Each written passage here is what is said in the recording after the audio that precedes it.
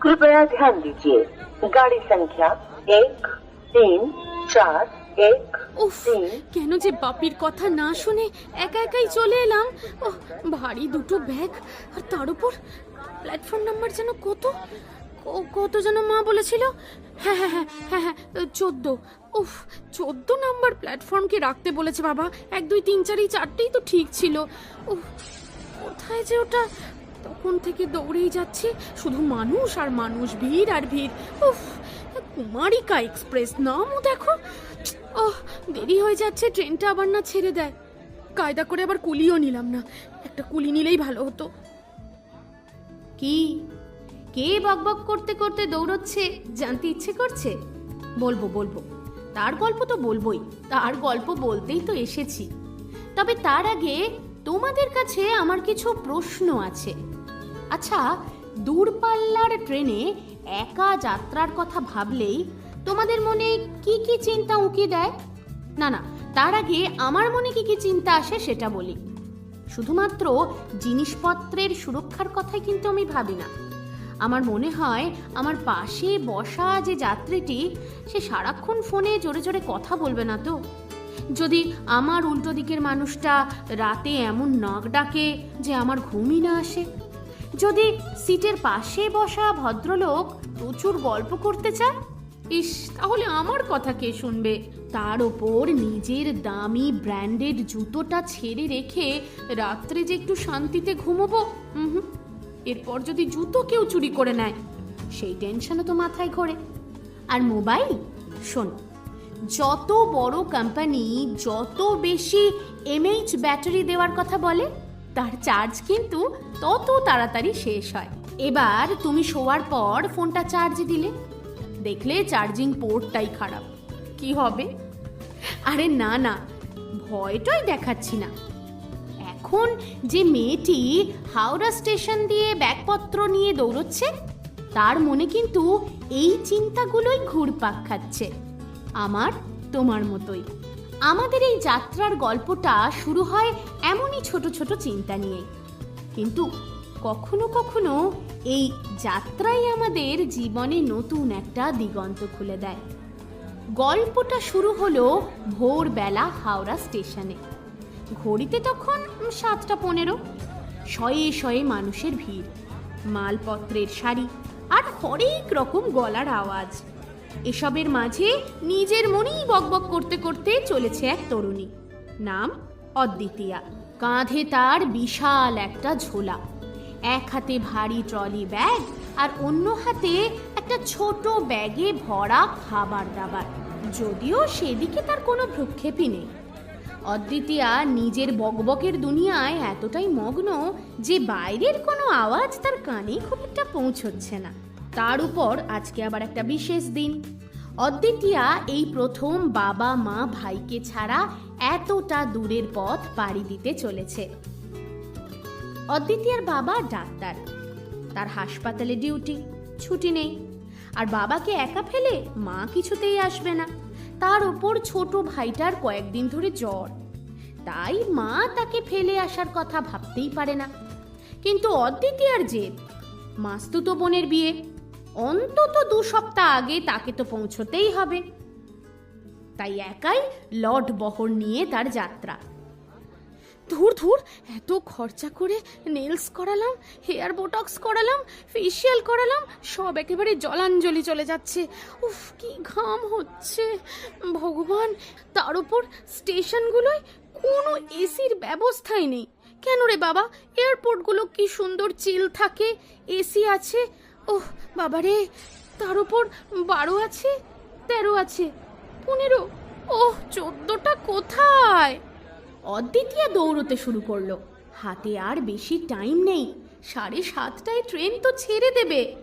হাঁপাতে হাঁপাতে ও এক ভদ্রলোকের সামনে এসে দাঁড়ালো। দাদা বলছি, কামরাঙ্গা এক্সপ্রেসটা কোথায় দাঁড়িয়ে আছে বলতে পারেন? লোকটা মুখে কিছুই বলল না, চোখ তুলে অবাক হয়ে তাকালো অদ্বিতীয়ার দিকে। এই রকম ট্রেনের নাম তো সে জীবনেও শোনেনি। না, মানে ওই কনক কুমার এক্সপ্রেস। হ্যাঁ, না না, কনক কুমারও তো নয়, কি যেন ছিল। দাঁড়ান, আমি ফোনটা, হ্যাঁ মনে পড়েছে, কন্যাকুমারিকা। না না, কুমারিকা এক্সপ্রেস, হ্যাঁ হ্যাঁ ওটাই তো, চেন্নাই যায় যেটা, ওটা। কোথায় বলুন তো দাঁড়িয়ে আছে? 14 নম্বর, কিন্তু আমি তো 14 নম্বর। ভদ্রলোকটি সামান্য হেসে জড়ানো শব্দে কিছু একটা বলল। চোখের সামনে দেখতে পেল অদ্বিতীয়া। ওর ঠিক ডান পাশে দাঁড়িয়ে 12666 কন্যাকুমারিকা এক্সপ্রেস। অদ্বিতীয়া নিজের বোকামির জন্য জিভটা কেটে লোকটাকে আর কিছু না বলেই দৌড় দিল। ট্রেনের কামরার দিকে যেতে যেতেই আবারও শুরু করলো বকবক। এই বাপিও না একটাও কথা শোনে না। দেখো সেই কোথায় টিকিট কেটেছে, ধুর বাবা, একেবারে সোজা ফার্স্ট ক্লাস। কি দরকার ছিল ওখানে? যদি এবার কোনো বুড়ো বুড়ি বসে থাকে, সারাক্ষণ শুধু ঝিমোবে, আমাকে কথা বলতেই দেবে না। ও কেবিনে অলরেডি যে 3 জন বসে আছে, আমি তো তাদের সম্পর্কে কিছুই জানি না। অবশ্য পাপি বলেছিল প্লেনের টিকিটই কাটবে, কিন্তু প্লেন, উফ, আমার তো প্লেনে ফোবিয়া আছে। মাঝ আকাশে যদি প্লেনটা ভেঙে পড়ে, ওটা তো শূন্যে ভাসে, আর যদি ভেঙে নাও পড়ে, তাও তো মাঝপথে লাফ দিয়ে নেমে যাওয়ারও কোনো উপায় নেই। তার চেয়ে বাবা ট্রেনই ভালো, অন্তত মাটির ওপরে পা আছে। আর যদি বেশি বিরক্ত লাগে, তাহলে ট্রেন থেকে নেমে যাওয়ারও একটা অপশন আছে। বাড়ি ফিরে যাব? না বাবা, আমার এখনো বিয়ে হয়নি। ও এখনো এলো না কম্পার্টমেন্টটা, ট্রেন তো ছেড়ে দেবে। নিজের মনে কথাগুলো বলতে বলতেই অদ্বিতীয়া নিজের কম্পার্টমেন্টের দিকে প্রায় জেট প্লেনের গতিতে দৌড়তে শুরু করলো।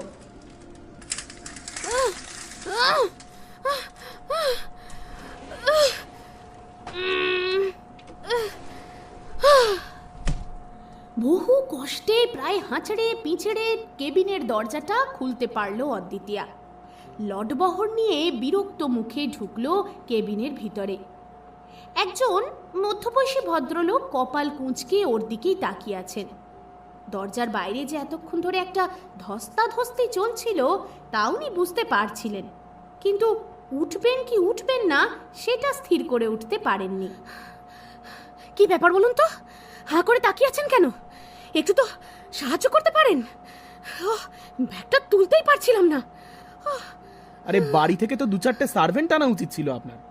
ভগবান তো আপনাকে 2টো হাত 2টো পা দিয়েছেন, সেগুলোকে কাজে লাগিয়ে নিজের কাজটা নিজে করলেই তো হয়। চেনা নেই জানা নেই অর্ডার করছে, কি করে মানুষের সাথে বিহেভ করতে হয় সেটাই জানে না। এই শুনুন, বেশ করেছি। সেই সুদূর অতীত থেকে না প্রত্যেকটা পুরুষ মানুষের একটাই কাজ, কুলিগিরি করা। মহিলা কুলি দেখেছেন কোনোদিন? মেয়েরা না ডেলিকেট হয়, তারা বেশি ভার বইতে পারে না। এগুলো সব ছেলেদের কাজ, বুঝলেন? ছেলেদের কাজ। কারণ ওরা ইট কাঠ পাথর কাদা ময়লা এইসব দিয়ে তৈরি। ও আচ্ছা, আর আপনি বুঝি ক্ষীর ননি ছানা এইসব দিয়ে তৈরি? মাইরি, আপনি সুকুমার রায় পড়েছেন? ইস, কি ভাষা! উমা, বাংলা ভাষা, মোদের গর্ব মোদের আশা, আমরি বাংলা। হঠাৎ ট্রেনে একটা ঝাঁকুনি হলো। অদ্বিতীয়া উপুর হয়ে পড়তে যাচ্ছিল। কোনো মতে সামলে নিয়ে বলল, আপনি না একদম জেন্টলম্যান নন। এমন এমন সুন্দরী একজন মেয়ে পড়ে যাচ্ছে দেখেও আপনি ধরতে এলেন না? না, অকারণে আমি মহিলাদের গায়ে হাত দিই না। আর আপনার মতো বাচাল মহিলাদের গায়ে তো বাপরে বাপ একেবারেই নয়। কি বললেন? কি বললেন? আমি বাচাল? তবুও বাদ দিন, বাচালের পরের শব্দটা আপনি কি বললেন? আবার বলুন। আপনি আপনি আমাকে মহিলা বললেন? কেন? আপনাকে মহিলা বলা যায় না? মানে আপনি মহিলা নন? না, নই। আমি একজন 24 বছরের মেয়ে, তরুণী, ইয়াং লেডি। একদম আমাকে মহিলা, ভদ্র মহিলা এসব বলে সম্বোধন করবেন না। বাজে লোকের সঙ্গে সিট পড়লো। হায় ভগবান, এতটা রাস্তা আমি কি করে যাব এবার? তার উপর আইপ্যাডটা আনতেও ভুলে গেলাম। ইস, খাবারগুলো ব্যাগের মধ্যে সব খিচুড়ি হয়ে গেল। সাবধানে আনতে হতো। আরে কো প্যাসেঞ্জার যে কখন আসবে কে জানে। এলে তো একটু মানুষের মুখ দেখতে পারবো। এই, এক্সকিউজ মি, কি বললেন আপনি? আপনাকে আমি বলিনি। কিন্তু আমি আপনাকে একটা কথা বলে দিতে চাই। এই এত বকলে কিন্তু আপনাকে ট্রেন থেকে নামিয়ে দেব, কেমন? চুপচাপ নিজের সিটে বসে পড়ুন। হে, মামদোবাজি নাকি? শুনুন, স্বাধীন ভারতবর্ষে স্বাধীনভাবে থাকি, আমার বাক স্বাধীনতা আছে, যা খুশি তাই বলবো, যতক্ষণ খুশি বলবো। আপনি কে আমাকে চুপ করানোর? আপনি জানেন, আপনি আমাকে এই কথাটা বললেন বলে আমি আপনার নামে মানহানির মামলা করতে পারি। এই অ্যাটেন্ডার, প্লিজ আপনি একটু চুপ করুন না, মাথাটা যন্ত্রণা হচ্ছে আমার। এই তো, very good. Please, sorry, thank you এগুলো তাহলে বলতে পারেন দেখছি। ঠিক আছে, এবার নয় ছেড়েই দিলাম। আবার যদি বেশি বকতে এসেছেন না, উফ, এত কথা যে কি করে বলেন না বুঝি না। আমি তো বেশি কথা বলা পছন্দই করি না। নাটক। কিছু বলতে গিয়েও চুপ করে গেল হৃদকমল। ট্রেন দ্রুত গতিতে চলতে শুরু করেছে। অদ্বিতীয়া কোনো মতে ব্যাগপত্র গুছিয়ে বসেছে তার নিজের সিটে। উল্টো দিকের মানুষটাকে সে খুব একটা পাত্তা দিচ্ছে না। তার মনে হচ্ছে লোকটার সেন্স অফ হিউমার ভীষণ কম। তার উপর ওর থেকে 6-7 বছরের বড় তো হবেই না, পোষাবে না। কিন্তু অদ্বিতীয়ার পক্ষে বেশিক্ষণ চুপ করে বসে থাকাটাও অসম্ভব।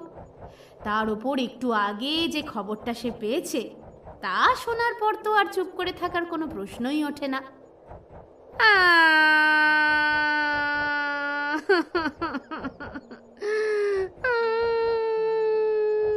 আরে আরে আরে, এই আবার কি নতুন নাটক?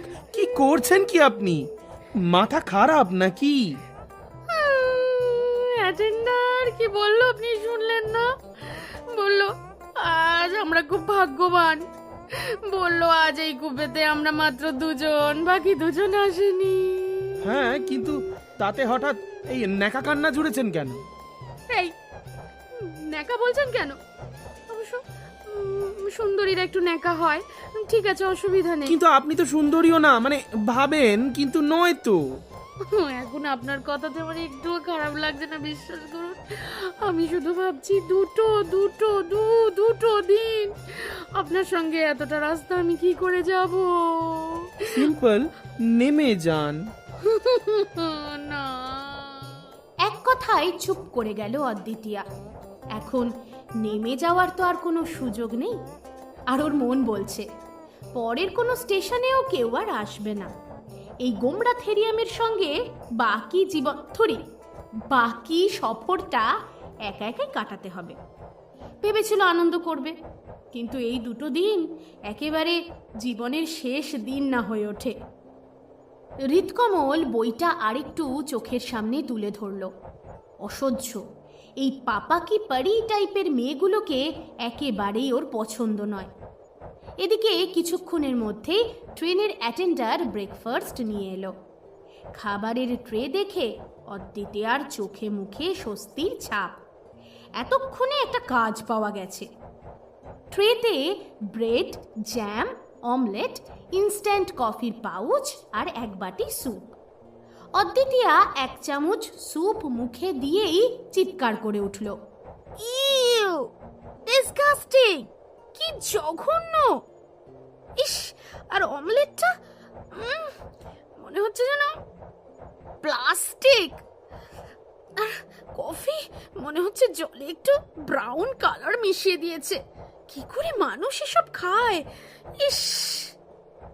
এই যে আপনি, এক্সকিউজ মি, বলছি আপনার কি টেস্ট বার্ড বলেও কিছু নেই? মানে নির্দ্বিধায় খেয়ে যাচ্ছেন। হৃদকমল কোনো কথা না বলে চুপচাপ খেয়েই যাচ্ছিল। অদ্বিতীয়া বকবক করেই যাচ্ছিল। তাই এবার রেগে মেগে হৃদকমল বলে উঠল, আপনি আপনি কি করেন? আমি তো স্টুডেন্ট। I C. খাবার কতজন পায় জানেন?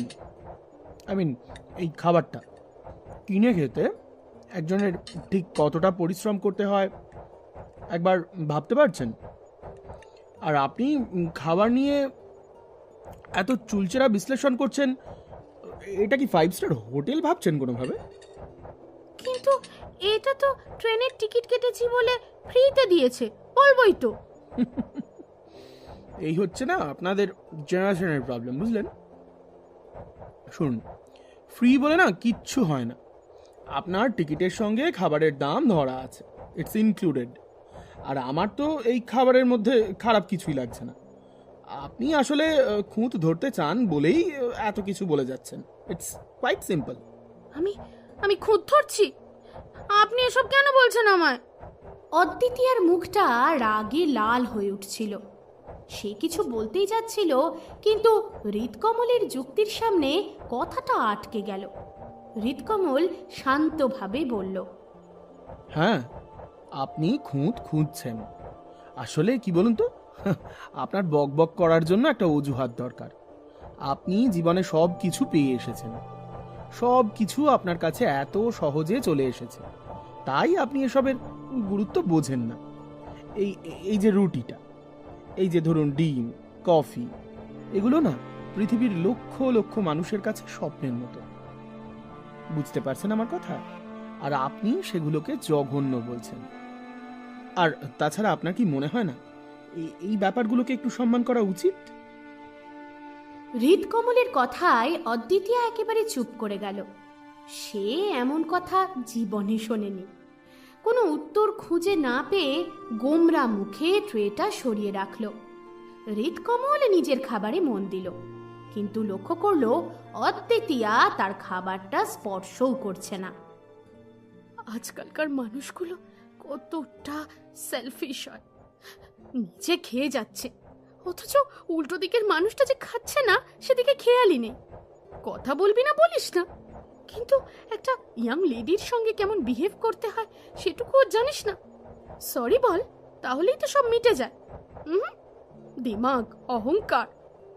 কথাগুলো মনে মনে বললেও তার আওয়াজ কিন্তু পরিষ্কার পৌঁছচ্ছিল হৃদকমলের কানে। খুব একটা পাত্তা দিল না ও, শুধু মুচকি হাসল। এদিকে অদ্বিতীয়ার ফোনটা বেজে উঠল। হ্যালো মা, হ্যাঁ ট্রেন তো ছেড়ে দিয়েছে। জানো খাবার কি বাজে, আমি তো খেতেই পাচ্ছি না, মনে হচ্ছে প্লাস্টিক চিবোচ্ছি। কি আলুর পরোটা টিফিন বক্সে দিয়েছো? আমাকে বলে দাওনি। আচ্ছা আমি ওটাই খাচ্ছি। মা রাখছি, পরোটাগুলো খেয়ে নি। হাসি মুখে মায়ের ফোনটা রেখে পরোটার কৌটো খুলে ফেলল অদ্বিতীয়া।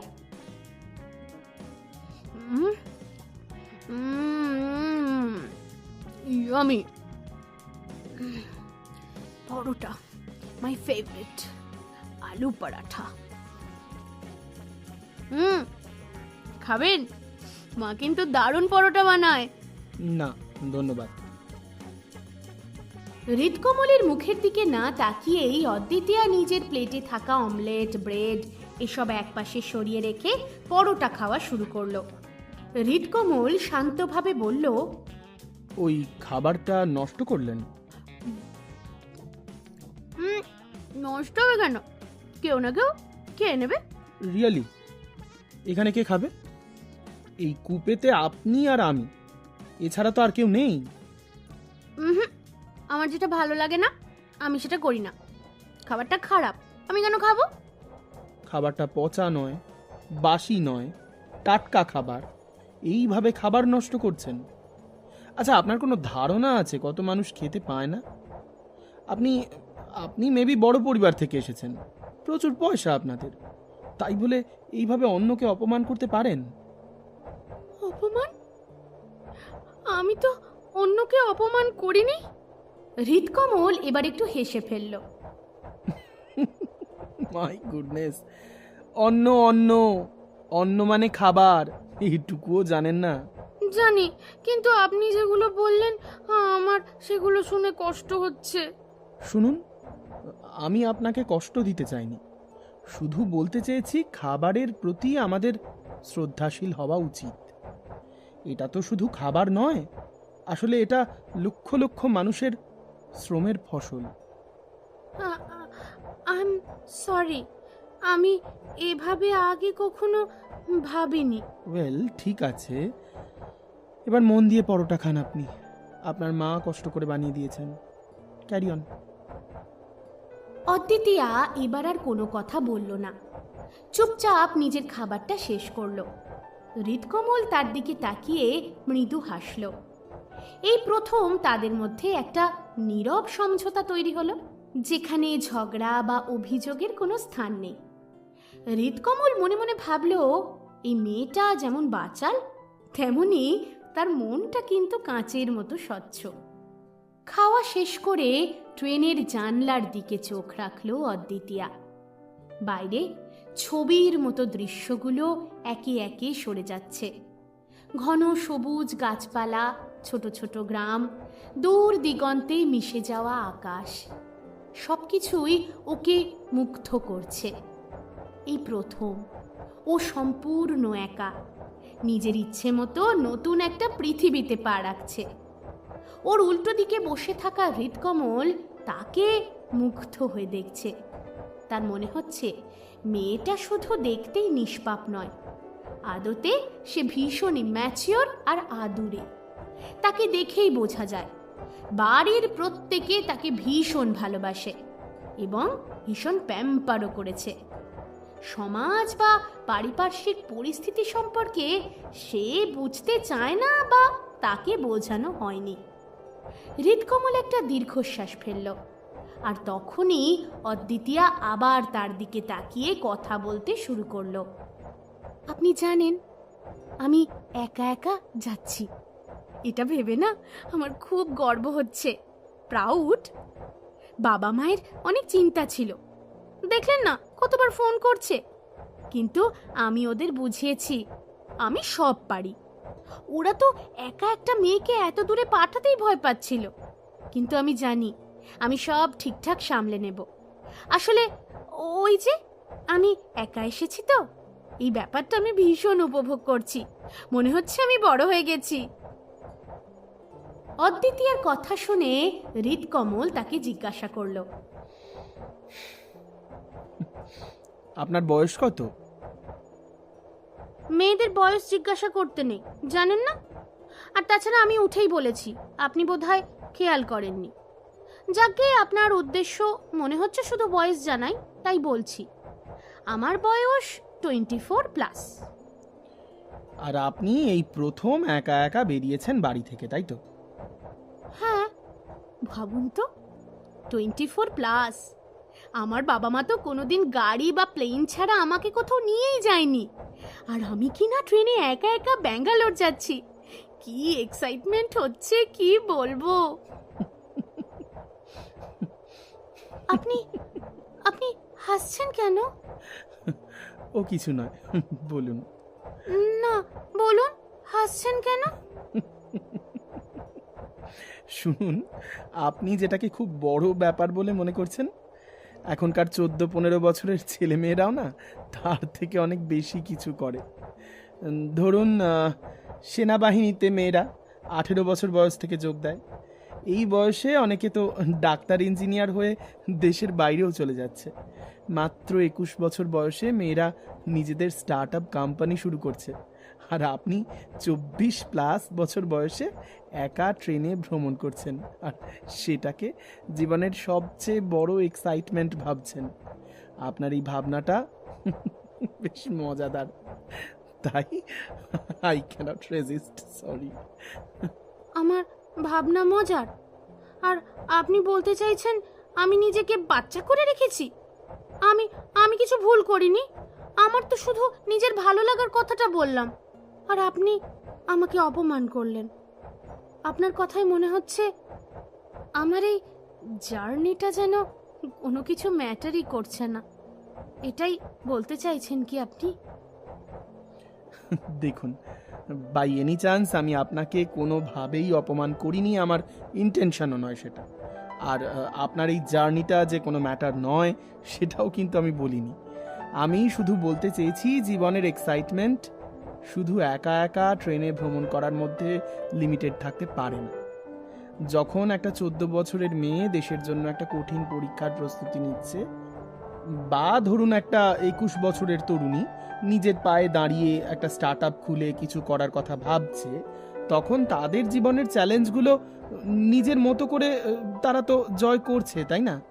তাদের কাছে জীবনের সবচেয়ে বড় আনন্দটা কিন্তু নিজেদের লক্ষ্য পূরণের মধ্যে। আমার মনে হয় আপনি বোধহয় বুঝতে পারছেন আমি কি বলতে চাইছি। মানে আপনি বলছেন আমার জীবনের কোনো লক্ষ্য নেই, আমার কোনো স্বপ্ন নেই? আমি কি সারা জীবন বাবা মায়ের টাকায় চলবো নাকি? না, আপনি আবার মিসআন্ডারস্ট্যান্ড করলেন। আমি তাই বলিনি। আপনার বাবা মা আপনাকে নিশ্চয়ই খুব ভালোবাসেন, তাই হয়তো আপনার জীবনের বেশিরভাগ পথটাই খুব মসৃণ। কিন্তু জীবনটা তো সবসময় এতটা মসৃণ হয় না। আপনার এই ছোট্ট জার্নিটা আপনার জন্য একটা বড় ইনসিডেন্ট হতেই পারে, কিন্তু এই ইনসিডেন্টটা যদি আপনি জীবনের একমাত্র সাফল্য হিসেবে ধরে নেন, তাহলে আপনি জীবনের আসল আনন্দ থেকে কিন্তু বঞ্চিত থাকবেন। আমি আমি বুঝতে পারছি না আপনি কি বলতে চাইছেন। শুনুন, আমি শুধু বলতে চাইছি আপনার মতো বয়সে অনেক মেয়ে শুধুমাত্র নিজের জন্যই বাঁচে না, তারা তাদের পরিবারের জন্য, সমাজের জন্য অনেক কিছু করার চেষ্টা করে, এই সোসাইটিকে কিছু কন্ট্রিবিউট করে। এই যে আপনি অন্যকে অপমান করলেন কারণ আপনি তাদের কষ্টটা বোঝেন না, এটাও কিন্তু আপনার এক ধরনের ইম্যাচিউরিটি। I am sorry. আর আমাদের উচিত ছোট ছোট জিনিসগুলো, এইগুলোকে সম্মান করা, এগুলোর ইম্পর্টেন্স বোঝা। অদ্বিতীয়ার মুখটা ফ্যাকাশে হয়ে গেল। হৃদকমলের কথাই যুক্তি ছিল, যা সে কোনোদিন শোনেনি। সে বুঝতে পারছিল হৃদকমল তাকে ছোট করার জন্য কিছু বলছে না, বরং তাকে জীবনের একটা ভিন্ন দিক দেখাচ্ছে। সে মাথাটা নিচু করে রইল। হৃদকমল আর কিছু বলল না, বইয়ে আবার মন দিল। দেখতে দেখতে দুপুর হয়ে গেল। ট্রেন তার আপন গতিতে এগিয়ে চলেছে। এর মাঝে একবার দুজনেই গিয়েছিল টয়লেট। ফিরে আসার সময় অদ্বিতীয়া দেখল হৃদকমল সামান্য খোঁড়াচ্ছে। পায়ে কিছু হয়েছে নাকি আপনার? কিছু না, ও সামান্য ব্যথা, ডোন্ট ওয়ারি। আমি কি আপনাকে ধরে এই সামলে সামলে সামলে, রিল্যাক্স রিল্যাক্স। কথাটা বলতে বলতে ট্রেনটা আবারও একটা ঝাঁকুনি দিল।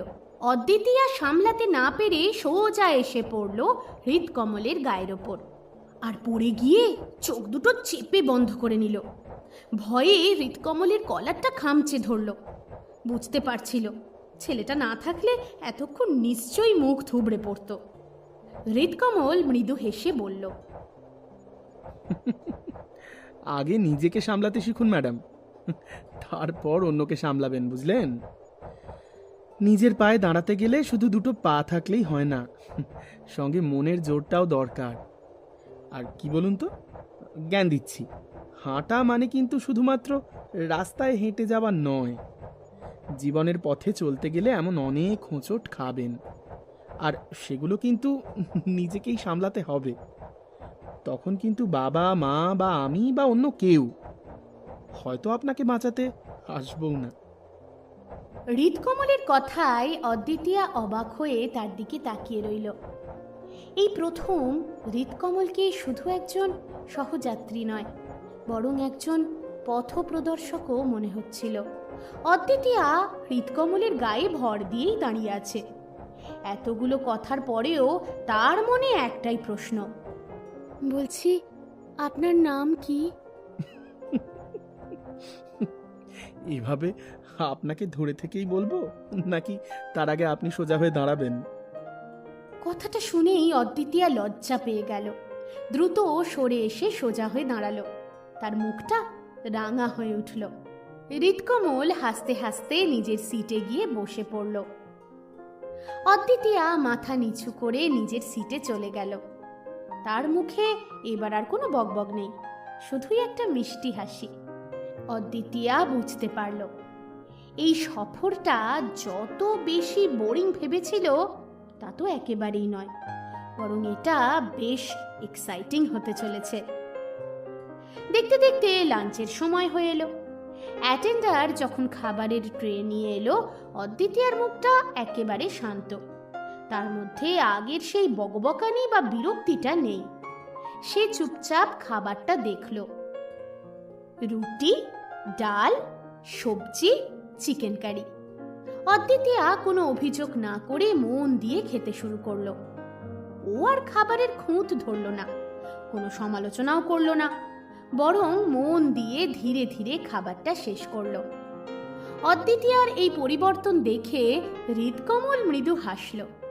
সে বুঝতে পারছিল তার কথাগুলো অদ্বিতীয়ার মনে একটা ছাপ ফেলেছে। অদ্বিতীয়া আজ আর খাবার নষ্ট করলো না, কোনো অভিযোগও করলো না। শুধু একজন কো প্যাসেঞ্জার নয়, একজন মানুষ হিসাবেও যে সে এই জার্নিতে অনেকটা বদলে যাচ্ছে মনে হচ্ছে অদ্বিতীয়ার। লাঞ্চ শেষ হলে মাথা তুলে হৃদকমলের দিকে তাকালো অদ্বিতীয়া। একটা মিষ্টি হাসলো। হৃদকমলও প্রতি উত্তরে হাসলো। এই প্রথম তাদের মধ্যে কোনো কথা না হয়েও একটা বোঝাপড়া তৈরি হলো। লাঞ্চের পর কেবিনে আবার অদ্ভুত শান্তি নেমে এসেছে। হৃদকমল তার বইয়ের পাতায় মগ্ন, আর অদ্বিতীয়া জানলার বাইরে তাকিয়ে অন্যমনস্ক। কিন্তু মানুষটা যখন অদ্বিতীয়া, তখন কি করে চুপ করে থাকবে? বুঝতে পারছিল হৃদকমলকে বিরক্ত করা হয়তো উচিত হবে না, কিন্তু হৃদকমলের মুখের সেই হাসিটা দেখার পর ওর সঙ্গে কথা বলার লোভটা আর সামলাতে পারছিল না। বলছি শুনুন না, আমার সঙ্গে একটু গল্প করবেন? মানে আমি একটু কথা বললে আপনি কি বিরক্ত হবেন? না, অ্যাবসলিউটলি নট। বলুন। বলছি আপনি কি করেন? আমি একটা ফার্মেসি কোম্পানিতে চাকরি করি। ফার্মেসি মানে ওষুধের কোম্পানি? তাহলে তো আপনি খুব কঠিন কঠিন কাজ করেন। কি করেন? আমি রিসার্চ অ্যান্ড ডেভেলপমেন্ট টিমে আছি।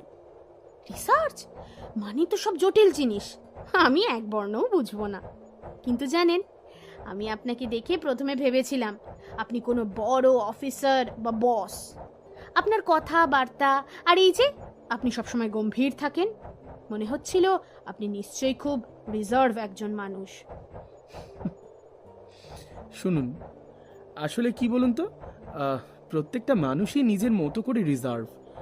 আসলে প্রত্যেকেই তাদের কমফর্ট জোনে স্বাভাবিক হয় আর কি।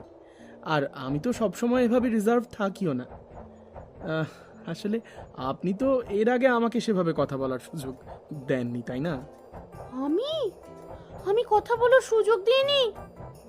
ওহো, আমি বকবক করে যাচ্ছি না? আর আপনি হু হা এসবই করে যাচ্ছিলেন। না, আপনি শুধু নিজের কথাই বলছিলেন, শুনছিলেন না। আর আমি শুধু আপনার কথা শুনছিলাম। আর সত্যি বলতে কি, আপনার কথাগুলো শুনতে কিন্তু বেশ ভালোই লাগছিল। অদ্বিতীয়ার মুখটা আবার লজ্জায় রাঙা হয়ে গেল। হৃদকমল যে ওকে ধৈর্য সহকারে শুনছে ও এবার বুঝতে পারল। ও ফিল করল হৃদকমলের সম্পর্কে জানার আগ্রহ ওর ক্রমশ ক্রমশ বাড়ছে।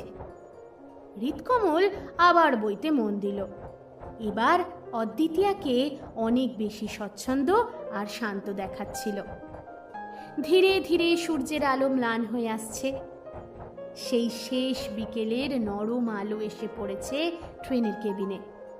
অপরাহ্নের সেই মায়াবী আলোয় অদ্বিতীয়া মন ভরে হৃদকমলকে দেখল। হৃদকমল বই পড়ছে, তার মুখটা জানলার বাইরে থেকে আসা সোনা রঙা আলোয় উজ্জ্বল। এই মানুষটাকে ও প্রথম দেখেছিল একরাশ বিরক্তি আর রাগের মধ্যে দিয়ে। ভেবেছিল এই গোমরা মুখ নিরস মানুষটাকে দুদিন ধরে চোখের সামনে দেখবে কি করে। কিন্তু এখন মনে হচ্ছে প্রতিটা অভিযোগ, প্রতিটা ঝগড়া যেন এই মানুষটাকে আরো বেশি করে ওর মনের কাছাকাছি এনে দিয়েছে। অদ্বিতীয়া লক্ষ্য করল হৃদকমলের শরীর থেকে কেমন একটা অচেনা হালকা সুগন্ধ ভেসে আসছে। সেই গন্ধটা ওর নাকে যেন লেগে আছে। তখন ওর হৃদকমলের গায়ে গিয়ে পড়েছিল, আর সেই কথা ভেবেই এখন তার ভীষণ লজ্জা করছে। মনে মনে ভাবছে, ইস, কি থেকে কি হয়ে গেল না? যে মানুষটার সঙ্গে ঝগড়া করলাম, মনে হচ্ছে তার প্রেমেই পড়ে গেলাম। ওর মনে হচ্ছে হৃদকমল নামের এই মানুষটা শুধু তার মনকে নয়, তার আত্মাকেও ছুঁয়ে যাচ্ছে। হৃদকমল ওর ভুলগুলো ধরিয়ে দিয়েছে, ওর জীবনের বাস্তবটা শিখিয়েছে। আর সে নিজেও জানে না কখন এই বকবক করা মেয়েটা চুপচাপ হৃদকমলের কথা শুনতে আর তাকে বুঝতে শিখেছে। ওর ছোট্ট ইম্যাচিওর মনটা নতুন এক অনুভূতির স্পর্শ পেল। এই অনুভূতি ভালোবাসা ছাড়া আর কি হতে পারে? কিন্তু অদ্বিতীয়া এটা জানে না, এই সফরের শেষে হৃদকমল চলে গেলে ও কি করবে। হঠাৎ করে নিজের জীবনটাকে বড্ড বেশি জটিল করে তুলছে না তো? অদ্বিতীয়া হঠাৎ করে হালকা গলা খাঁকারি দিয়ে উঠল। হৃদকমল তার দিকে তাকালো। কিছু বলবেন? আপনি তো খালি আমার ভুল ধরতেই জানেন। এই যে আমি এত সুন্দর করে পুরো লাঞ্চটা শেষ করলাম, একবারও তো বললেন না যে আমি খুব ভালো মেয়ে। তাই তো তাই তো তাই তো বলা হয়নি। তাহলে বলুন বলুন যে আমি ভালো মেয়ে। তাই তো। হ্যাঁ, আপনি ভীষণ ভালো মেয়ে। তবে কি জানেন, ভালো হওয়ার জন্য অন্যের সার্টিফিকেটের প্রয়োজন হয় না। হয়েছে হয়েছে, উফ বাবা বড্ড জ্ঞান দেয়। কিন্তু আপনি কি শুধু আমায় ভালো মেয়ে বলেই ডাকবেন নাকি? আমার নামটা জানতে ইচ্ছে করছে না? করছে না, কারণ নামটা আমি জানি। কিভাবে? আমার নাম আপনি কিভাবে জানলেন? কারণ প্রায় 10-15 বার আপনার বাড়ি থেকে ফোন এসেছে।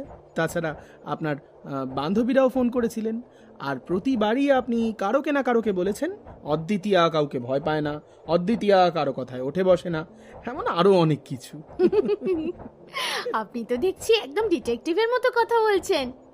কিন্তু আমি তো অত্যন্ত সাধারণ মানুষ, তাই আপনার নামটা আমি জানতে পারিনি। বলবেন কি প্লিজ? নাকি আপনাকে হ্যান্ডসাম ম্যান বলেই ডাকবো? আমি আর হ্যান্ডসাম? হাসালেন। বাই দ্য ওয়ে, আমার নাম হৃদকমল মুখার্জি। হৃদকমল মুখার্জি? দারুণ নাম, আপনার মতোই সুন্দর। আপনার নামও সুন্দর, অদ্বিতীয়া। ধন্যবাদ। কিন্তু একটা কথা বলুন তো, আপনি কি সব সময় এত গম্ভীর থাকেন, নাকি আমার সঙ্গে একটু স্পেশাল ভাবে?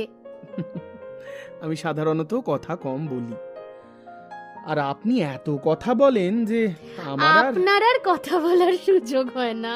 এক্স্যাক্টলি। আমিও খুব কম কথা বলি জানেন, তাও যে মা কেন বলে আমি একটা আস্ত রেডিও। আচ্ছা হৃদকমল, আপনি কি কোথাও যাচ্ছেন? মানে আপনি ব্যাঙ্গালোর কেন যাচ্ছেন? ওই একটা কনফারেন্সে যাচ্ছি। আর আপনি? আমার আমার কি জানো, মাসির মেয়ে, মানে ও মাস্তুতো বোনের বিয়ে। এইটুকু বয়সে একা একা ট্রেন জার্নি। ও সরি সরি। না না, ঠিক আছে ঠিক আছে, ক্যারি অন। হ্যাঁ, তো যেটা বলছিলাম, আমার মাস্তুতো বোনের বিয়ে। ও আমার বোন, আমার থেকে ছোট, ওর বয়স 23, কিন্তু ওর বিয়ে দিয়ে দিচ্ছে। আসলে দেবে না কেন বলুন? ওর তো একটা অ্যাফেয়ার হয়েছে, ছেলেটা আমেরিকায় থাকে, তো ও তো বিয়ের পর তো চলে যাবে, তাই জন্য বিয়ে দিয়ে দিচ্ছে। আমার এত তাড়াতাড়ি বিয়ে করার কোনো প্ল্যান নেই। আর আমি না কোনো হ্যান্ডসাম গম্ভীর চুপচাপ ছেলেকে বিয়ে করতে চাই। মানে ধরুন সে খুব ভালো কোনো কোম্পানিতে চাকরি করবে, কোনো রিসার্চও করতে পারে, বা ধরুন কোনো বিদেশে কোথাও, মানে বুঝতে পারছেন তো আমি কি বলেছি? বুঝতে পেরেছি। আপনি একটু আমার সম্পর্কে ছোট্ট করে বলি না, মানে আপনি হাসলেন কেন? এমনি, আসলে আপনার কথা শুনে হাসলাম। খুব সহজ সরল মানুষ তো আপনি, সবকিছু নিজের মনের মতো করে ভাবেন, তাই না? আর আপনি আপনি কি খুব কঠিন মানুষ? আমি বাস্তববাদী। আমি আমার জীবনে যা দেখেছি সেভাবেই শিখেছি। অদ্বিতীয়া আর কিছু বলল না। হৃদকমলের দিকে তাকিয়ে সেবার সত্যি সত্যি হাসল। এই প্রথম তাদের কথোপকথনে কোনো অভিযোগ ছিল না। এই নীরবতাও যেন খুব স্বস্তিদায়ক মনে হচ্ছিল অদ্বিতীয়ার।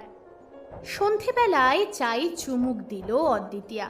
তারপর কিছুতেই নিজের মনোভাব প্রকাশ করার থেকে নিজেকে আটকাতে পারল না। কি যাচ্ছি রে চাটা খেতে। মোটেই বাজে খেতে নয়। আপনি শিওর ঠিক মতো বানাতে পারেননি। দাঁড়ান, আমি বানিয়ে দিচ্ছি। দেখুন, এগুলোকে না প্রপোর্শনেট ভাবে মেশাতে হয়। ডোন্ট টেল মি যে এর আগে এইটাও আপনি কখনো করেননি। হৃদকমল অদ্বিতীয়ার হাত থেকে কাপটা নিয়ে নিল। সে চায়ের প্যাকেট, দুধ, চিনি সঠিক পরিমাণে মিশিয়ে দিল। এরপর কাপটা অদ্বিতীয়ার দিকে এগিয়ে দিল। অদ্বিতীয়া চাই চুমুক দিল। সত্যি বলতে চাটা কিন্তু একই রকম আছে, খুব একটা বদলায়নি। কিন্তু এবার চাটা অদ্ভুতভাবে টেস্টি লাগলো অদ্বিতীয়ার। লাগবে না কেন বলুন তো? শুধু কি চা, বরং চা যে নিজের হাতে তৈরি করে সার্ভ করছে তার ছোঁয়াতেই চাটা অমৃতের মতো মনে হচ্ছে অদ্বিতীয়ার। এই চাটার মধ্যে একটা অদ্ভুত পজিটিভিটির সুগন্ধ ছড়িয়ে পড়ছে যেন পুরো কেবিন জুড়ে। চা খেতে খেতেই অদ্বিতীয়া আবার কথা শুরু করলো। তার মনে এখন শুধু একটাই আগ্রহ, হৃদকমল।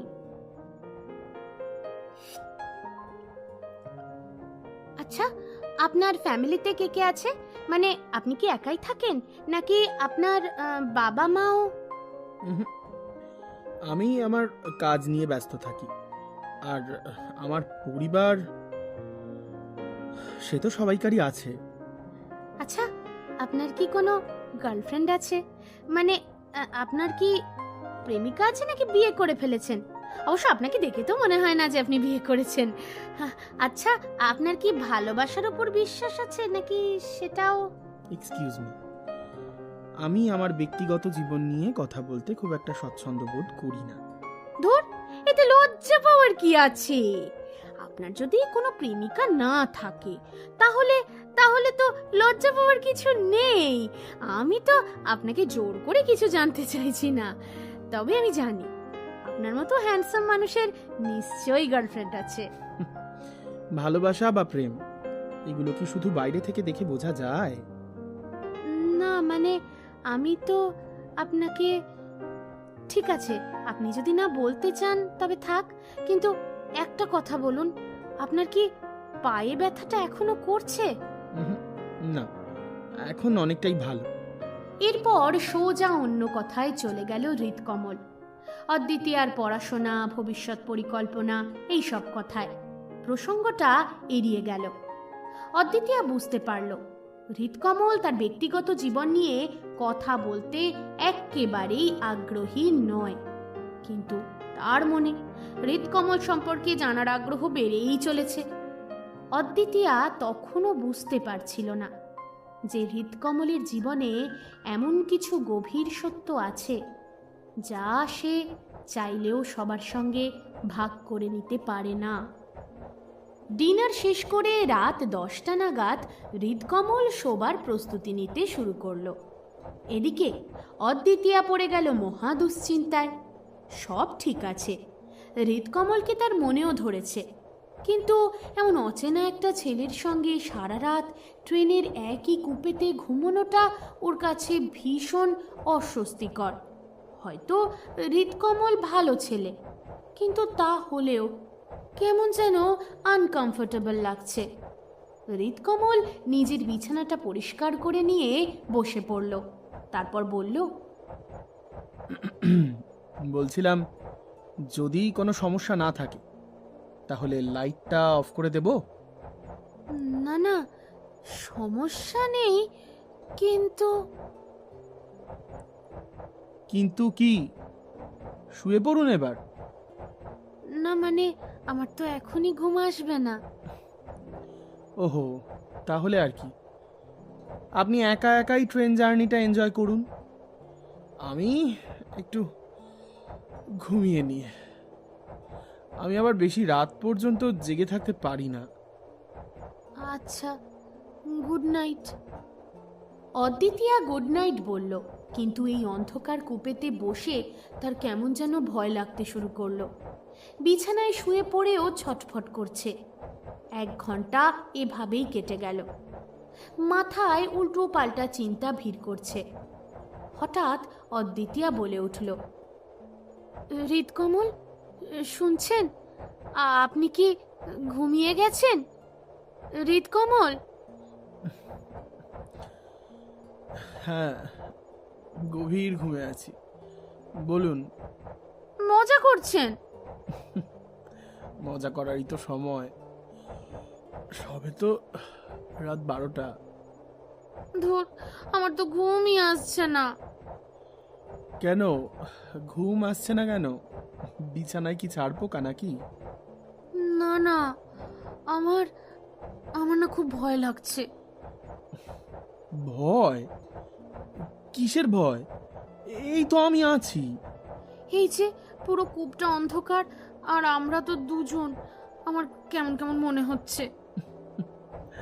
আপনার ভয় লাগার কথাই নয়, আপনি তো কাউকে ভয়ই পান না। দিনের বেলা আপনি তো একাই পুরো পৃথিবী জয় করতে পারেন, আর রাতের বেলায় সামান্য অন্ধকারেই ভয় পাচ্ছেন। সবাই তো আর আপনার মতো নয়। আমি একটা মেয়ে, একটা অচেনা জায়গা, ভয় তো লাগবেই। কেন ভয় কেন লাগবেই? আই মিন, আপনি কোনোভাবে আমাকে নিয়ে ওয়ারিড নন তো? মানে আমি আছি বলে ভয় করছে এমনটা নয় তো? না না, ঠিক তাই নয়। তাহলে বুঝি ভূতের ভয়? একটু গল্প করবেন? গল্প? আচ্ছা, গল্প। আচ্ছা, আপনি তো খুব বুদ্ধিমান। আরে শুয়ে পড়ছেন কেন? উঠে বসুন। আচ্ছা ঠিক আছে, আপনি বলুন না, আমি শুয়ে শুয়েই উত্তর দিচ্ছি। হ্যাঁ, তো আপনি তো খুব বুদ্ধিমান, ফার্মাসিতে চাকরি করেন। আচ্ছা, আপনার জীবনের আনন্দের মুহূর্ত কোনটা? আমার জীবনের আনন্দের মুহূর্ত ওই যখন আমি ল্যাবে মাসের পর মাস ধরে একটা প্রজেক্টের কাজ করছিলাম, আর সেই প্রজেক্টের একটা ছোট্ট অংশ বেশ সাকসেসফুল হয়েছিল। সেই ছোট্ট সাকসেসটা হয়তো খুব একটা গুরুত্বপূর্ণ ছিল না, কিন্তু আমি জানি একদিন হয়তো সেই গবেষণা থেকে কোনো একটা কিছু বড় আবিষ্কার হতে পারে, যা বহু মানুষের জীবন বাঁচাতে পারে। ওটাই আমার একটা খুব খুশির বা আনন্দের মুহূর্ত বলতে পারেন। গবেষণা, রিসার্চ, সত্যি আপনি এমন একটা কাজ করেন, আমার তো আপনাকে শুধু গম্ভীর একটা মানুষই মনে হয়েছিল। একটা জীবন বাঁচানোর স্বপ্নের চেয়ে আর বড় কি হতে পারে বলুন তো? দিনের শেষে যখন মনে হয় আমার কাজের সামান্য অংশটুকু যদি কারোর উপকারে আসে, তখন সেটাই আমার জীবনের সব থেকে বড় প্রাপ্তি। আর আমার সবচেয়ে আনন্দের মুহূর্ত কি বলুন তো? কি? যখন আমি প্রথমবার একা একা মায়ের জন্য শাড়ি কিনতে গিয়েছিলাম। তখন আমি ক্লাস 7-এ পড়ি। মা আমাকে জড়িয়ে ধরে বলেছিল আমার মেয়ে অনেক বড় হয়ে গেছে। তবে আমার মনে হচ্ছে এটা আপনার কাছে হাস্যকর হবে। না, একেবারেই নয়, একেবারেই হাস্যকর বলবো না। আসলে জীবনের আসল আনন্দ তো এই সমস্ত ছোট ছোট মুহূর্তেই লুকিয়ে থাকে। আমরা শুধু তাকেই বড় মনে করি যেটা আমাদের চোখে ধরা পড়ে। অদ্বিতীয়া শান্ত হয়ে বিছানায় শুয়ে পড়ল। ওর ভয় একদম কেটে গেছে। হৃদকমলের সঙ্গে কথা বলতে বলতে ও যেন একটা নতুন পৃথিবীতে প্রবেশ করেছে। সেখানে জীবনের অর্থটা অনেক গভীর, অনেক সুন্দর। আচ্ছা, আপনি আপনি গল্প বলতে পারেন? গল্প? না, এভাবে তো কখনো গল্প বলিনি। তবে আপনি এখন গল্প শুনতে চাইছেন বুঝি? আমার ঘুম না এলে মা খুব মিষ্টি মিষ্টি গল্প বলে, আর আমি ঘুমিয়ে যাই। আচ্ছা, আপনি ফোন দেখে দেখে গল্প বলুন, বা আপনি আপনি যে কোনো একটা গল্প বলুন, তাহলেই না আমি ঘুমিয়ে যাব। বেশ ঠিক আছে, তাহলে একটা গল্প বলি, কেমন? হ্যাঁ হ্যাঁ হ্যাঁ। একটা ছোট্ট পাখি ছিল। পাখিটা ছিল ভীষণ রঙিন, ছটফটে, সারা দিন গাছের ডালে কিচির মিচির করে উড়ে বেড়াতো। আমার মতো? হয়তো তাই। সেই পাখিটাকে একদিন এক পাখি শিকারী হঠাৎ করে শিকার করে বন্দি করলো খাঁচার ভিতর। ই বাবা! আর তারপর সেই খাঁচার ভিতর বন্দি হয়ে যাওয়া পাখি দেখলো সেই খাঁচায় আগে থেকেই আরো একটা পাখি বসে রয়েছে।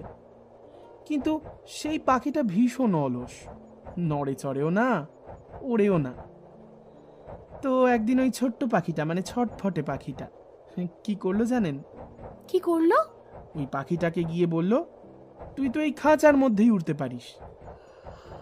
কিন্তু সেই বড় পাখিটা কি বলল জানেন? বড় পাখিটা বলল, তার ডানা অনেক দিন আগেই কেটে গেছে, তার ইচ্ছে থাকলেও আর ওড়ার সাধ্যটুকু নেই। হৃদকমল, আমি মনে হয় ঘুমিয়ে পড়ছি। আর তারপর কি হলো জানেন? ওই অলস পাখিটা যে দীর্ঘদিন ধরে বন্দি রয়েছে খাঁচায়, সেই ছোট্ট পাখিটাকে বলল, যা তুই উড়ে বেড়া, খাঁচার বাইরে তুই যখন ছটফট করে উড়ে বেড়াস তখন তোকে ওই মুক্ত বিহঙ্গ হিসেবে দেখে আমার খুব মজা হয়, খুব আনন্দ পাই। তারপর একদিন ওই পাখিটা, ছটফটে পাখিটাকে খাঁচার দরজা খুলে মুক্তি দিল। আর ছটফটে পাখিটা মুক্তির আনন্দে আকাশ বাতাস কাঁপিয়ে তুলল তার ডাকে। আসলে অদ্বিতীয়া, অদ্বিতীয়া মনে হচ্ছে ঘুমিয়ে পড়েছে। ট্রেনের গতি এখন কিছুটা শান্ত, আর একটানা ছন্দবদ্ধ আওয়াজ রাতের নিস্তব্ধতা ভেঙে চলেছে। জানলার পর্দার ফাঁক দিয়ে এক ফালি চাঁদের আলো এসে পড়েছে ঘুমন্ত অদ্বিতীয়ার মুখে। তার নিষ্পাপ মুখটা আরো বেশি কোমল দেখাচ্ছে এখন। হৃদকমলের চোখে আর ঘুম নেই। একবার ঘুম ভাঙলে তার আর সহজে ঘুম আসে না। সে চুপচাপ শুয়ে শুয়ে মেয়েটার ঘুমন্ত মুখের দিকে তাকিয়ে থাকে। তার মনে হয় ওই মুখটা যেন পৃথিবীর সব থেকে বেশি সরলতা দিয়ে তৈরি। মনে হতে থাকলো হৃদকমলের, ওর জীবনটাও যদি এমনটাই সরল হতো, ওর মুখেও যদি এরকম ঝলমলে একটা হাসি সারাক্ষণ লেগে থাকতো। কিন্তু তা তো হয়নি। একটা রাতের ঘটনা ওর জীবনকে একেবারে আমূল পরিবর্তন করে দিয়েছে, কেড়ে নিয়েছে সব আনন্দ, সব হাসি। সে রাতেও এমনই এক ট্রেনে যাচ্ছিল সে। তার সফর সঙ্গী ছিল একজন 18 বছর বয়সী যুবক। তাকে বাঁচাতে গিয়ে হৃদকমল আর ভাবতে পারল না। চোখের ওপর হাত চাপা দিয়ে চোখ দুটো বন্ধ করে ফেলল। সেই ভয়াবহ রাতের স্মৃতিগুলো যেন এখনো তাজা, যা তাকে বারবার তাড়া করে ফেরে। কিন্তু সেই মুহূর্তেই তার চোখের সামনে ভেসে উঠল অদ্বিতীয়ার ঝলমলে মুখটা। তার হাসি, তার বকবকানি, তার সরলতা সব মিলিয়ে যেন একটা স্নিগ্ধ আলোর ঝলক। হৃদকমল নিজের অজান্তেই আরও একবার গভীরভাবে তাকালো মেয়েটার মুখের দিকে। ওর মনে হলো আবার কোনো মায়ায় জড়িয়ে পড়ছে ও। এ কি তবে সেই বিপদ যার থেকে নিজেকে এতদিন বাঁচিয়ে এসেছে? না না, এ যে বড্ড বড় ভুল। হৃদকমলের মতো মানুষের তো কাউকে ভালোবাসার অধিকারই নেই। সে তো নিজেই ক্ষতবিক্ষত। তার জীবনে এখন শুধু একা পথ চলা। তার ভালোবাসার স্পর্শে অন্য কারোর জীবন নষ্ট হোক, এটা সে চায় না। সে আবারও মেয়েটার দিকে তাকালো। এখন সে শান্ত, নিশ্চুপ। হৃদকমল বুঝতে পারল এই মেয়েটার বকবকানি তার সবচেয়ে বড় সম্পদ, সবচেয়ে মিষ্টি গুণ। এই সরলতা যেন কোথাও হারিয়ে না যায়। হৃদকমল প্রার্থনা করল, সে নিজে হয়তো ভালোবাসা থেকে দূরে থাকবে, কিন্তু এই মেয়েটা যেন তার জীবনভর সরল আর প্রাণবন্তও থাকতে পারে। সেই রাতের নীরবতা আর চাঁদের আলোয় হৃদকমল শুধু একজন মানুষকে নয়, তার জীবনের হারিয়ে যাওয়া সরলতাটাকেই খুঁজে বেড়াচ্ছিল। নিজের মনকে শাসন করলো হৃদকমল। বড্ড বেশি বেহায়া হয়ে উঠছে মনটা। যেদিকে যাওয়ার নয় সেদিকেই তার যাওয়ার প্রবণতা বুঝতে পেরে নিজেকে কঠিন খোলসে মুড়ে ফেলল। ঠিক করল, উইক হয়ে গেলে চলবে না। এত বড় আঘাত মেয়েটা নিতে পারবে না। এতক্ষণে হৃদকমল বুঝতে পেরেছে মেয়েটা মনে মনে হৃদকমলকে ভালোবাসতে শুরু করেছে।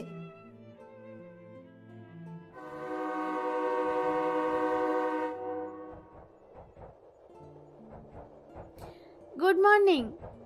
Good morning. আপনি তো দেখি আমার আগেই উঠে পড়েছেন, কি আশ্চর্য। জানেন, কাল রাতে আমার একটুও ভয় লাগেনি, কি ভালো করে ঘুমিয়েছি। আমার মনে হয় জীবনে প্রথমবার আমি এত শান্তিতে ঘুমিয়েছি। কিন্তু ওই পাখির গল্পটা বলছিলেন না, ওটা না আমার শেষ অবধি শোনা হয়নি, ঘুমিয়ে গিয়েছিলাম। গল্পটা শেষ করবেন প্লিজ?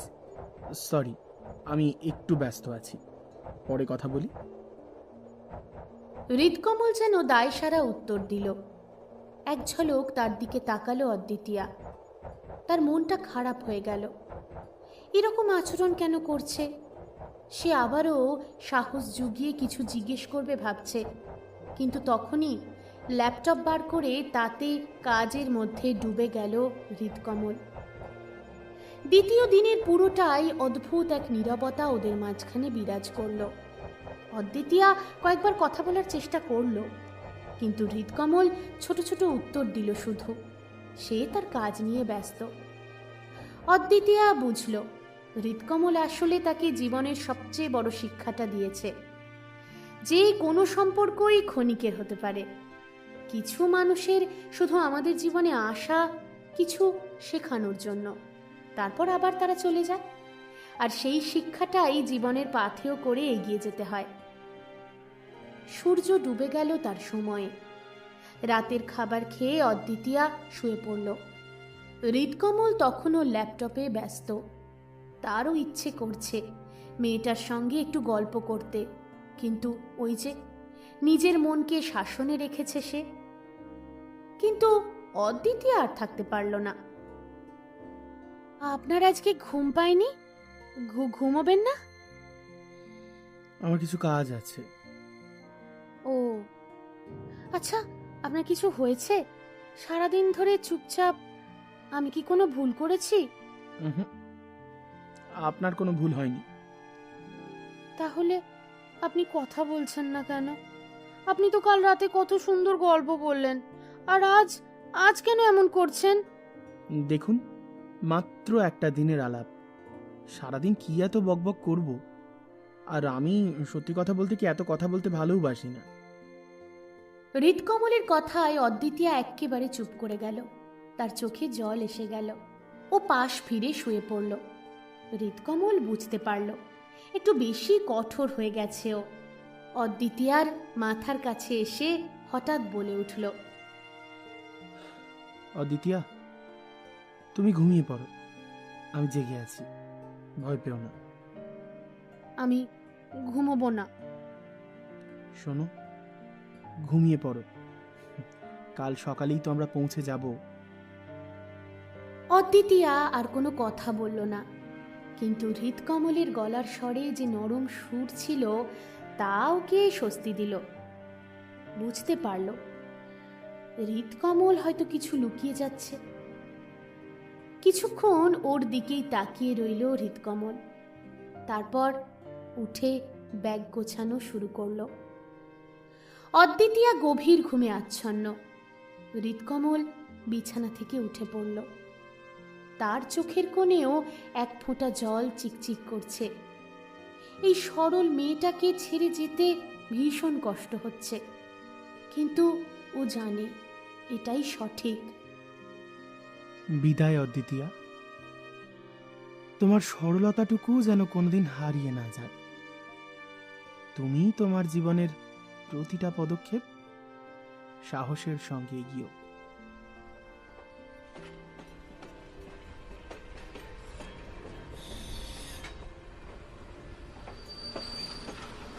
রাত তখন 2টো। ট্রেন একটা ছোট্ট স্টেশনে থেমেছে। প্ল্যাটফর্ম একেবারেই ফাঁকা। হৃদকমল তার ব্যাগ নিয়ে সাবধানে নেমে গেল। একবারও পেছন ফিরে তাকালো না। সে জানে এই বিদায়টা চিরকালের। নিঃশব্দে সতর্কভাবে হৃদকমল ফাঁকা প্ল্যাটফর্মে নেমে এলো। তারপর ধীর গতিতে হেঁটে হেঁটে এগিয়ে চলল। ট্রেনটা প্ল্যাটফর্ম ছেড়ে চলে গেল, রেখে গেল এক গভীর শূন্যতা। সেই শূন্যতার মধ্যে দাঁড়িয়ে হৃদকমল তার মনের ভেতরেই এক তীব্র লড়াই অনুভব করল। তার ভেতরের কণ্ঠস্বর যেন তাকে বিরামহীনভাবে প্রশ্ন করে যাচ্ছে। হৃদকমল মুখার্জি, তুমি কি এটা ঠিক করলে? মেয়েটাকে এভাবে ট্রেনে একা ফেলে রেখে চলে এলে, কিন্তু নিজের মনটাকে তো তার সঙ্গেই রেখে এলে। সেটা তো আর নিয়ে আসতে পারলে না। না না না না না না, এসব আমি কি ভাবছি? আমি ওকে ভালোবাসি না, ও আমাকে ভালোবেসে ফেলছিল। তাই তাই নিজে থেকে আমি ওর থেকে দূরে সরে এসেছি। তুমি পারবে না ওর থেকে নিজেকে দূরে সরিয়ে রাখতে। ভালোবাসা কারোর ইচ্ছে হয় না, আবার কারোর ইচ্ছে মুছেও যায় না। ওই মেয়েটাকে তুমিও ভালোবাসো হৃদকমল মুখার্জি, কিন্তু আমার মধ্যে যে অপূর্ণতাটা রয়েছে সেটা জানলে তো ও আমাকে দয়া করবে। আমি কি সেটা নিতে পারবো? সত্যি কথাটা একবার মেয়েটাকে জানাতে পারতে। কি বলতাম আমি বলতাম আমি তোমার যোগ্য নই। আমার দুটো পা নেই, যেটা আছে সেটা প্রস্থেটিক, কৃত্রিম পা। এমন একটা কৃত্রিম মানুষের সঙ্গে বাকি জীবনটা কাটাতে পারবে তো? বাহ, এত যে জ্ঞান দিয়ে এলে, তাহলে সবই বৃথা। তার মানে নিজের অক্ষমতাটা তুমি নিজেই মেনে নিতে পারোনি। তাহলে তোমার জ্ঞান দেয়া সাজে হৃদকমল? যাও, লুকিয়ে পড়ো আবার কোনো অন্ধকারে। প্রয়োজনে নিজের নাম বদলে ফেলো। তবে আমিও বলে দিলাম, তোমার মনে একদিনেই যে জায়গাটা ও তৈরি করে নিয়েছে তা তুমি কোনোদিন মুছে ফেলতে পারবে না। চুপ করো তুমি। যাও, এখান থেকে চলে যাও, একা থাকতে দাও। চুপ করো তুমি। হৃদকমল যেন নিজের মনকেই বোঝানোর চেষ্টা করলো বারবার। তার কণ্ঠে চাপা যন্ত্রণা। প্ল্যাটফর্মের নিস্তব্ধতা ভেঙে দিল মুহূর্তে। চোখ মেলে তাকালো হৃদকমল। চতুর্দিক নিঝুম নিস্তব্ধ। দূরে কোনো দূরপাল্লার ট্রেনের আলো চোখে পড়ল। সে চোখ বন্ধ করে মাথাটা এলিয়ে দিয়ে বলল, বিদায় অদ্বিতীয়া। আর কোনোদিন তুমি আমার মুখোমুখি এসো না। আমি তবে নিজেকে আর আটকে রাখতে পারবো না। লাগে नहीं कहीं ओ नजरिया लागे नहीं कहीं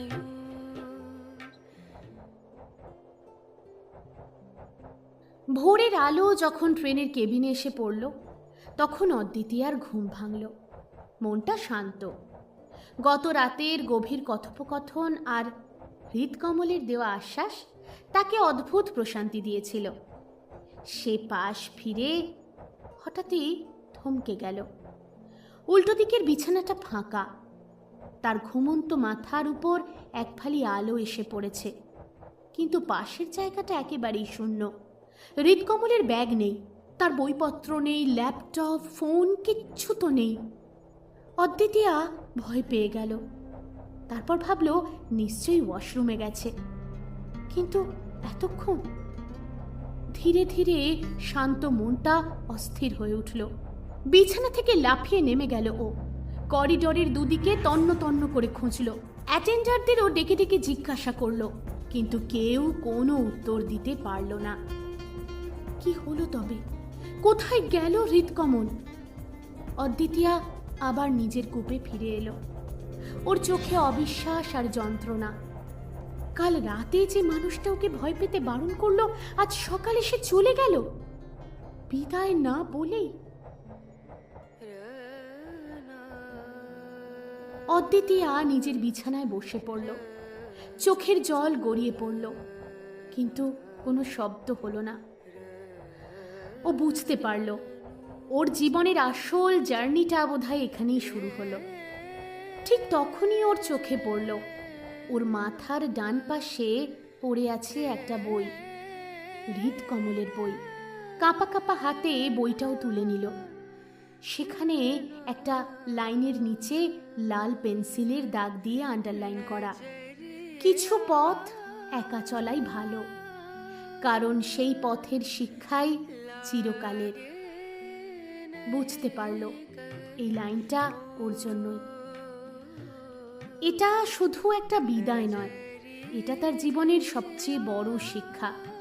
এই জার্নিটা ওকে যেন শুধুমাত্র একটা স্মৃতি নয়, বরং একটা নতুন জীবনের শুরু করিয়ে দিয়ে গেল। সেই জীবনের পথে ও এখন একা। ট্রেন প্ল্যাটফর্মে থামতেই মাস্তুতো বোন ছুটে এলো, জড়িয়ে ধরলো অদ্বিতীয়াকে। তারপর ওরা এগিয়ে চলল অদ্বিতীয়ার মাসির বাড়িতে। সেখানে গিয়ে হই হুল্লোড়, আনন্দ, মজা সব কিছু নিয়ে সবাই ভীষণ ব্যস্ত। বিয়ে বলে কথা, তার তোড়জোড় কি কম। আজকে শপিং তো কালকে নিমন্ত্রণ, এই করেই সবাই মেতেছিল নিজেদের ব্যস্ততায়। কিন্তু অদ্বিতীয়া ক্রমশই যেন একা হয়ে পড়ছিল। ছটফটে মেয়েটা হঠাৎ করেই কেমন যেন শান্ত হয়ে গিয়েছিল। পাহাড়ি নদী সমতলে নেমে এলে যেমনটা হয়, ঠিক তেমনটা। কিন্তু পাহাড়ি নদীর উচ্ছলতা একবার যে উপভোগ করেছে, সে কি শান্ত স্নিগ্ধ নদীর নীরবতা অনুভব করতে পারবে? পারল না। প্রথমেই চোখ পড়ল মাসির। অদ্বিতীয়ার অশান্ত মনের খোঁজ তিনি পেলেন সবার আগে। ছাদে একা একাই দাঁড়িয়েছিল অদ্বিতীয়া, আকাশের দিকে তাকিয়ে। রাতের আকাশ তারার মেলায় ভরে আছে, কিন্তু ওর মনে গভীর শূন্যতা। কি ছিল মানুষটার মধ্যে? কি এমন ছিল যে মাত্র দুদিনের পরিচয়ে জীবনটা এমন বদলে গেল? আদৌ কি সে ছিল, নাকি পুরোটাই ছলনা?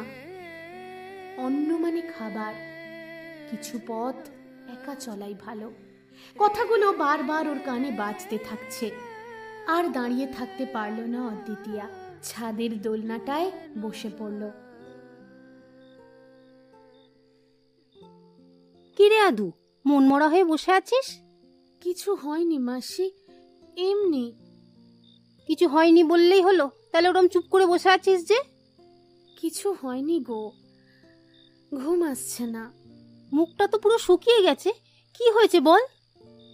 আমার ভালো লাগছে না মাসি, বিয়ের তো এখনো অনেক দেরি। আমি বরং বাড়ি চলে যাই। আমার ভালো লাগছে না। বাড়ি ফিরে যাবি? তোর মা তো পরের সপ্তাহতেই আসছে, মায়ের সাথেই যাস। আর তো মাত্র কটা দিন। না না মাসি, আমি বিয়ে বাড়িতে আসবো তো, আমি মায়ের সঙ্গে আবার আসবো। আমি এখন বাড়ি যাব। হ্যাঁ রে, মায়ের কথা মনে পড়ছে না? তুই তো বাড়ির বাইরে কোনোদিন থাকিসনি। ঠিক আছে, আমি তোর মাকে বলবো, যত তাড়াতাড়ি হয় তোর বাড়ি যাওয়ার ব্যবস্থা করছি। কিন্তু বাড়ি ফেরা হলো না অদ্বিতীয়ার। তার আগেই ঘটল এক দুর্ঘটনা। সিঁড়ি দিয়ে দ্রুত গতিতে নামতে গিয়ে একেবারে আছাড় খেয়ে পড়ল মেয়েটা। পড়ে গিয়েই হাত কেটে একেবারে রক্তারক্তি কাণ্ড। ছুটে এলো মাসি। অদ্বিতীয়া কিছু বলল না।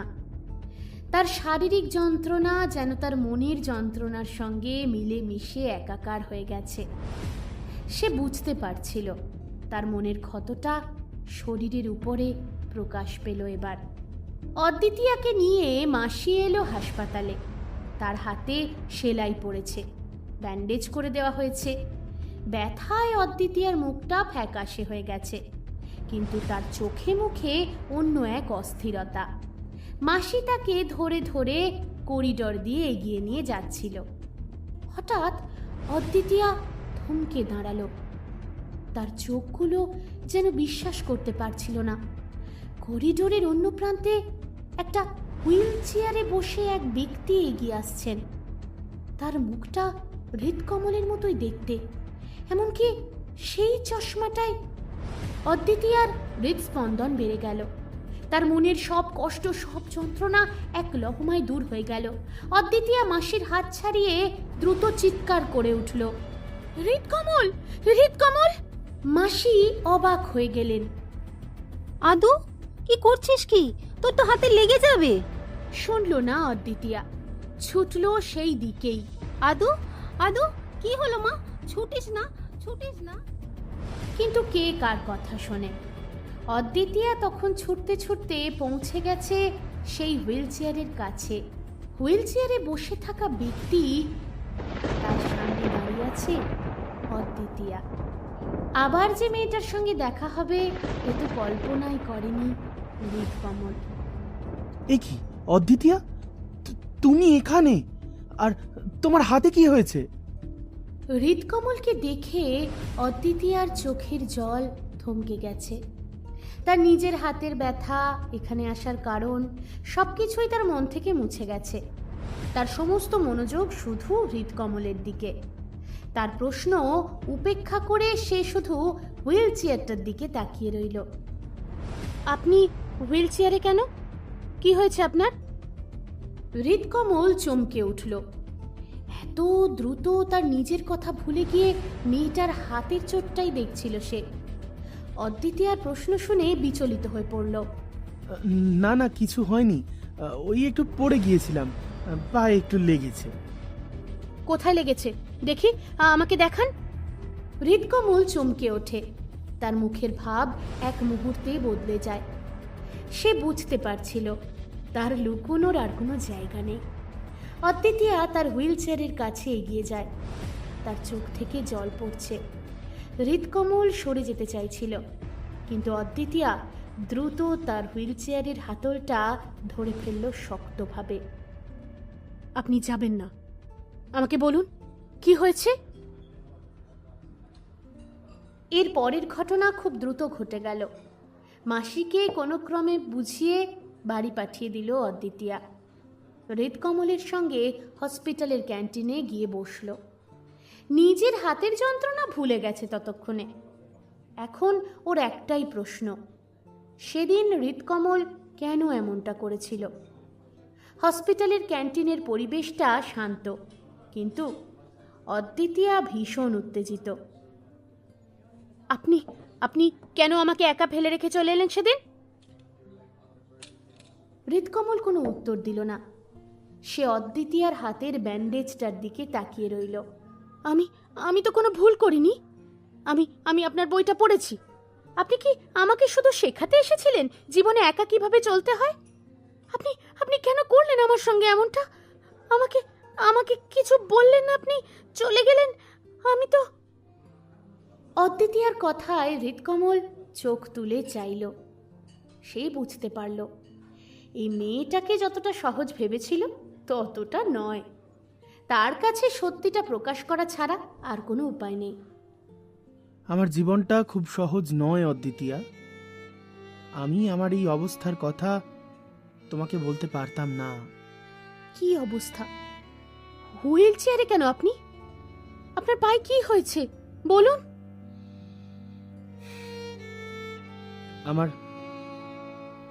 আমার দুটো পাই নেই অদ্বিতীয়া। হৃদকমলের সহজ স্বীকারোক্তি। ক্যান্টিন মুহূর্তের জন্য নীরব হয়ে গেল। অদ্বিতীয়া অবাক চোখে তাকিয়ে রইল। তার চোখ দিয়ে অনবরত জল গড়িয়ে পড়ছে। কি কি বললেন আপনি? তুমি ঠিকই শুনেছ। আমি যখন গবেষণার জন্য ট্রেনে করে যাচ্ছিলাম তখন ট্রেনে একটা দুর্ঘটনা ঘটেছিল। আমার এক কো প্যাসেঞ্জার, তার বয়স ছিল মাত্র 18। সে ট্রেনে আটকে পড়েছিল। তাকে বাঁচাতে গিয়ে আমার এই অবস্থা। সে এখন সুস্থ আছে। অদ্বিতীয়া কোনো কথা বলতে পারল না। তার সমস্ত রাগ, অভিমান, সমস্ত প্রশ্ন এক লহমায় মুছে গেল। সে বুঝতে পারল হৃদকমল শুধু একজন সাধারণ মানুষ নয়, সে একজন বীর, একজন জীবন রক্ষক। হৃদকমলের গলার স্বর শুনে মনে হচ্ছিল যেন সেই রাতের কথা সে বারবার মনে করে ভেঙে পড়ছে। আমি জানি আমার জীবনটা খুব জটিল। তোমার মতো একটা হাসি খুশি সহজ সরল মেয়ের জীবনে আমি এই যন্ত্রণা আর কষ্ট নিয়ে আসতে পারতাম না। তুমি আমাকে দেখে ভয় পেতে, কষ্ট পেতে, তাই আমি চলে এসেছি।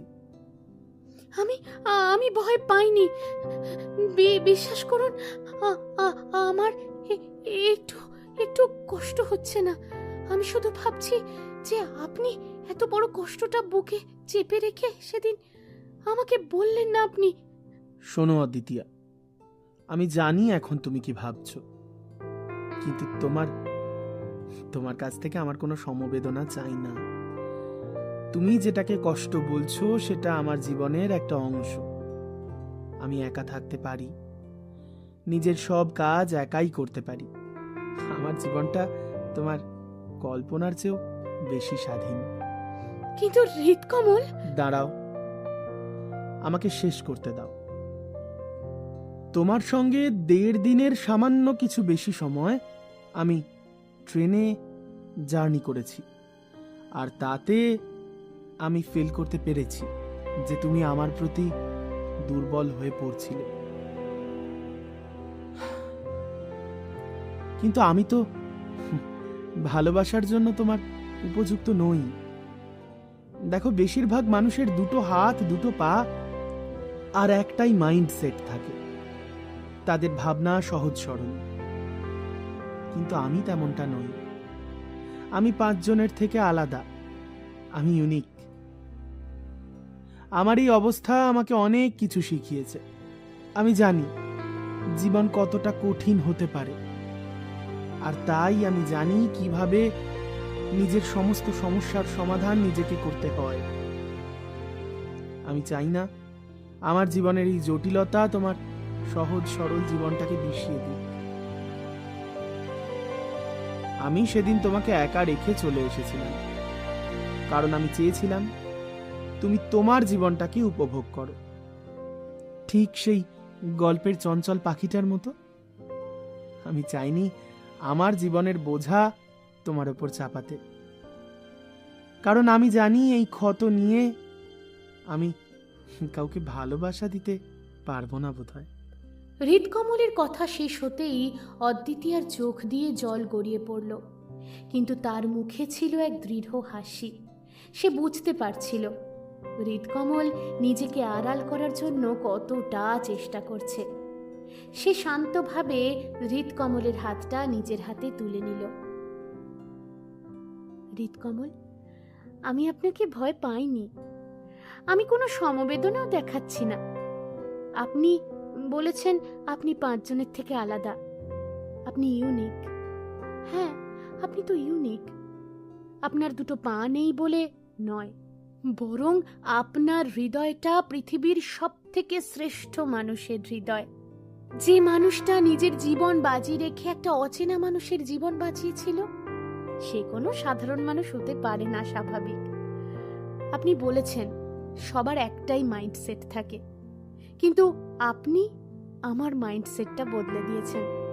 আপনি আমাকে শিখিয়েছেন জীবনের আসল আনন্দ কোথায় থাকে, ছোট ছোট জিনিসগুলোকে সম্মান করতে শিখিয়েছেন, আর শিখিয়েছেন একা থাকতে ভয় না পেতে।